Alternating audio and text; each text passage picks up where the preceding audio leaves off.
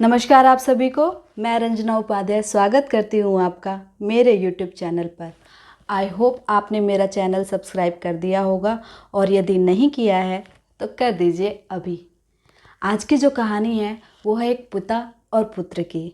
Suresh office से थका मांदा घर लौटा।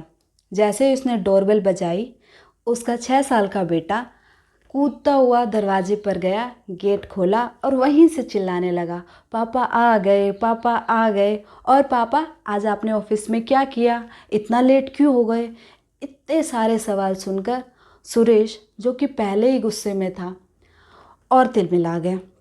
फिर भी उस बाथरूम में जाके हाथ मुंह धोकर फ्रेश होकर जब सोफे पर आकर बैठा, उसका बेटा फिर से काम मानने वाला था। उसने फिर से अपने सवालों की बौछार शुरू कर दी। उसने कहा, पापा मुझसे आपसे कुछ सवाल पूछने हैं, प्लीज़ बताओ। सुरेश ने कहा, अभी नहीं बेटा। पर वो नहीं माना। उसने बोला, पापा आप 1 घंटे में कितने रुपए कमा लेते हो। सुरेश के कान खड़े हो गए। उसने कहा, तुम्हें क्या करना है कि मैं कितने रुपए कमाता हूँ। नहीं पापा प्लीज़ बताओ ना, आप 1 घंटे में कितने रुपए कमा लेते हो। सुरेश ने कहा कि यही तकरीबन 200 रुपये कमा लेता हूँ। फिर बच्चे ने कहा, पापा आपके पास 50 रुपये हैं, मुझे दो ज़रा। बस ये सवाल सुनते ही सुरेश का पारा गर्म हो गया। उसने कहा, अच्छा तुम्हें पैसे चाहिए, इसीलिए इतनी देर से ये सब कर रहे हो।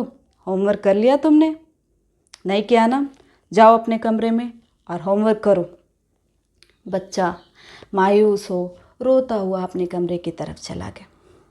उसकी रोने की आवाज़ सुनकर उसकी पत्नी किचन से तिल मिलाती हुई आई और बोली, सुनो जी, अपने ऑफिस का गुस्सा ना ऑफिस ही छोड़कर आया करो। रुला दिया ना बच्चे को, जाओ खाना लगा दिया है टेबल पर, जाके खा लो।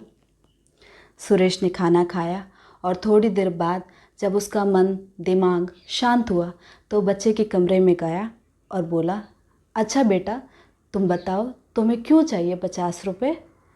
तो बच्चे ने कहा, नहीं पहले आप दो मुझे 50 रुपये, फिर बताता हूँ।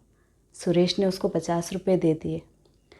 बच्चा अपनी अलमारी की तरफ गया और वहाँ से अपनी गुल्लक उठा कर लाया।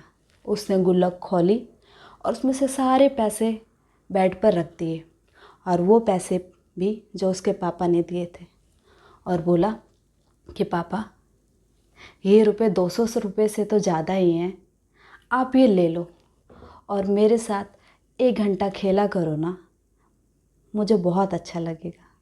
बच्चे की ये बातें सुनकर सुरेश की आंखें नम हो गई।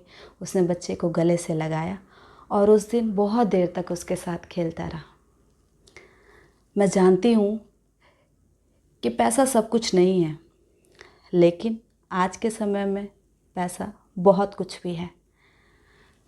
लेकिन हमें ये ध्यान रखना चाहिए कि पैसे के पीछे भागते भागते थोड़ी देर रुककर एक बार पीछे मुड़कर ये ज़रूर देखना चाहिए कि जिनके लिए हम ये पैसे कमा रहे हैं, जिनके लिए हम रोज़ दिन रात एक कर रहे हैं, कहीं वो पीछे तो नहीं रह गए।